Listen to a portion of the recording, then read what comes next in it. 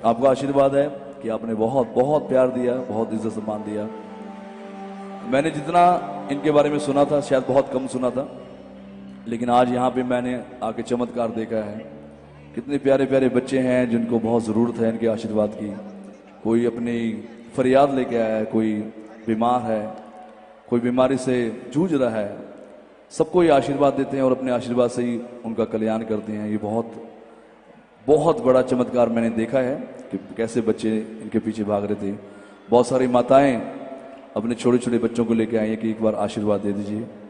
सो बोलो बागेश्वर धाम की जय। और मैं हर साल यूं ही आता रहूंगा बाबा जी आपके दरबार में। एक बार जोर देता रहिए बाबा जी के लिए। और अभी मेरे प्रिय मित्र, मेरे बड़े भाई बहुत ही टैलेंटेड हैं, बहुत ही कमाल के गायक हैं, लेखक हैं। थोड़ी देर में वो भी आएंगे। कुमार विश्वास साहब के लिए एक बार जोरदार तालियां। और जो हमारे ये प्यारे म्यूजिशियन हैं जिन्होंने बहुत अच्छा साथ दिया, एक बार जोरदार तालियां इनके लिए भी।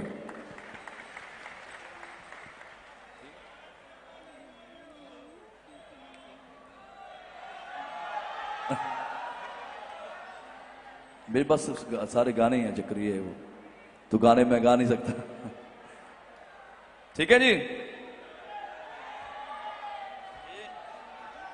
हेलो, सीताराम।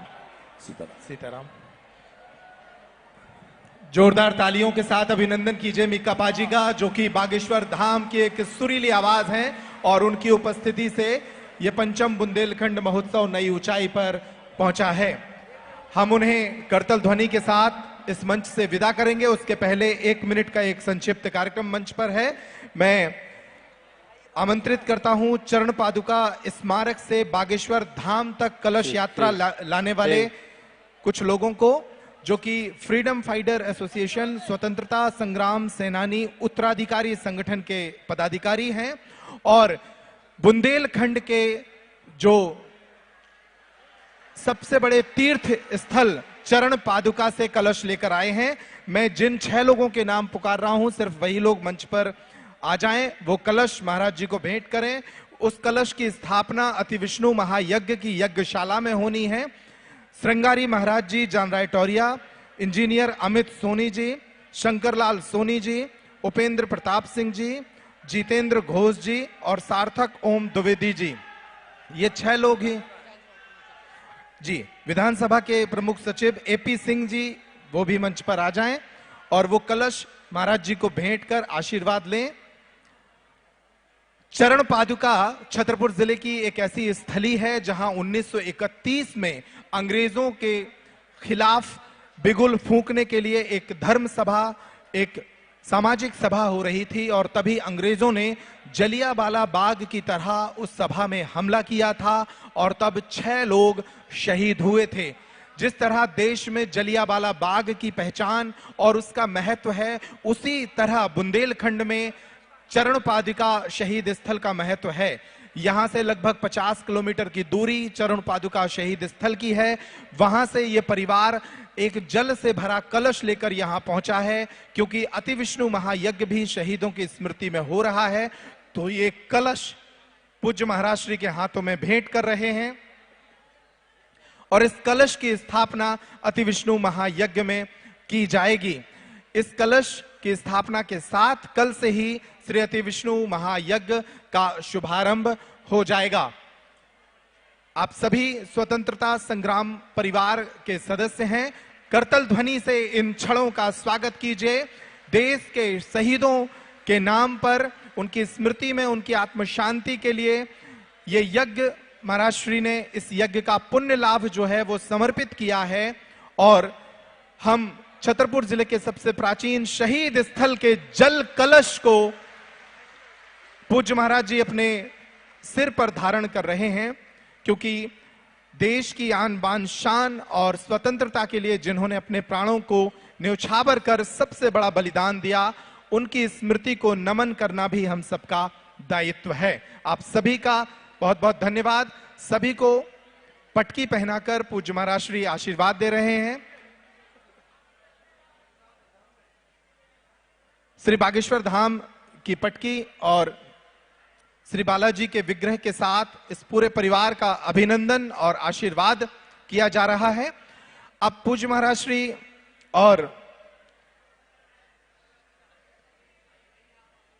की उपस्थिति कुछ क्षणों के बाद मंच पर होगी। तब तक कुछ व्यवस्थाओं को हम बनाएंगे।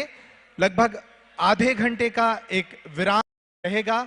इस विराम में जो सेवादार मंडल हैं उनसे आग्रह है कि ये डी है, दाएं तरफ की डी और बाएं तरफ की डी, इस डी के भीतर जो लोग भी ऐसे हैं जो आगंतुक पास जिनके पास नहीं है, वे कृपा करके पीछे कुर्सियां डली हैं वहां पहुंच जाएं, क्योंकि बहुत सारे लोग हैं जिन्हें इस रघुनाथ चर्चा के आनंद के लिए पास देकर आमंत्रित किया गया था, किंतु मिक्का सिंह जी के कार्यक्रम के कारण कुछ लोग जिनके पास नहीं है वे इस डी में विराजमान हो गए हैं। उनसे आग्रह है कि वो पीछे बैठें।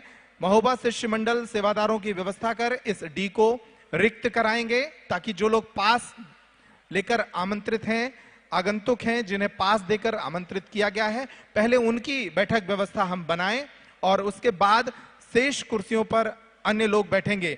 विवेक जी और उनकी पूरी टीम इन दोनों डी को रिक्त करा लें। सभी को विनम्रता पूर्वक हाथ जोड़कर यह आग्रह है कि आप लोग पीछे की तरफ बहुत स्पेस है, पीछे कुर्सियां भी हैं, जो लोग कुर्सियों पर खड़े हैं वो नीचे बैठ जाएं। पीछे का जो सेवादार और शिष्य मंडल है वो सभी लोगों को नीचे बैठाएं। ये कुर्सियां खड़े होने के लिए नहीं है, बैठने के लिए हैं। इस डी को खाली करा लें और पीछे की तरफ बहुत जगह अभी मौजूद है, उस जगह का उपयोग करें ताकि हम इत्मीनान से, आनंद से रघुनाथ चर्चा सुने। आधे घंटे का अभी विराम है, आप सभी तब तक बैठक व्यवस्था बना लें। पीछे डी के एक साइड का कॉर्नर खोल लें और वहां से बारी बारी से उन लोगों को पीछे की तरफ निकाल दें जो लोग बगैर पास के इस दोनों डी में बैठे हैं, वो पीछे की तरफ बैठ जाएं और जिनके पास हैं, आगंतुक पास हैं, वो उनको प्राथमिकता के आधार पर कुर्सियां देने की कृपा करेंगे, क्योंकि उन्हें आगंतुक श्रेणी में पास देकर आमंत्रित किया गया है। हाँ जी, एक बात जी जोरदार तालियां बाबा जी के लिए। बाबा बागेश्वर धाम की। मैं इनका छोटा भाई हूं, तो मैं चाहूंगा कि आज से लेके जो 5 दिन का जो भंडारा होगा उसके लिए मैं आपसे आशीर्वाद चाहूंगा कि मेरी तरफ से आप करवा दें। ठीक है जी, इनका आशीर्वाद चाहिए। और बहुत यहाँ पे लंगर बट रहा है, बहुत सारी दुनिया यहाँ पे आ रही है, तो आज से लेके 5 दिन का मेरी आप सेवा कबूल करें sir. Thank you, thank you.